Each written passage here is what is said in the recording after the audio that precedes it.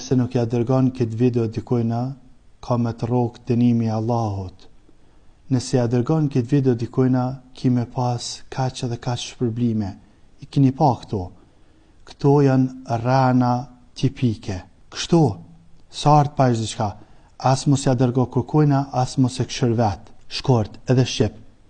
Nëse të thot kështu dikush, është ka të ranë, mos u merë me atë ranë.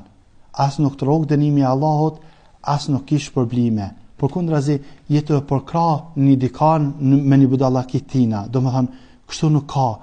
Ajo që ka ban, me thonë muslimani, për shembull, e kalzon një dua, ose kalzon një diçka të mirë dhe ta mërmenje që kjo, ka mundësi me ka në dobishme.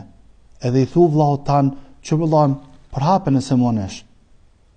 Në këta s'ka të keqe. Nëse ki mundësi, Allah që përblef përhape, në këta s'ka të keqe.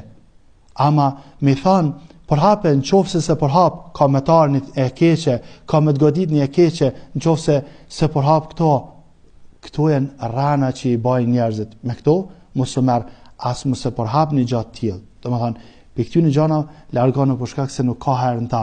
E pse i bajnë njerëzit këto, nuk e di, por që ka sqysh, do me nuk është tema jonë, ajo që ka po du me thonë, është që nuk ka një argument që dikush mundet me thonë ty në qofë se ti se përhap këta ka me të rogë dënimi Allahut. Në këta s'ka kur far argumenti. Unë moj me të lutë ty si vlla ose si motër.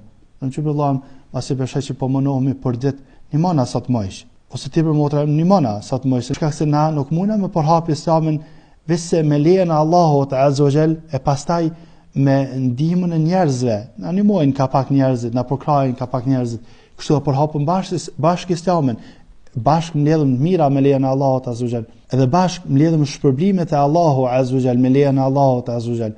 Ama me thon përhape se nëse se përhap ki mu denu ose ka me tar në keqe, nëse se përhap këtë sure ka me tar kështu, këto janë rana që i bajnë njerëzit. Me këto mos ja ulçosynin as mos i këshir as mos i përhap hiç.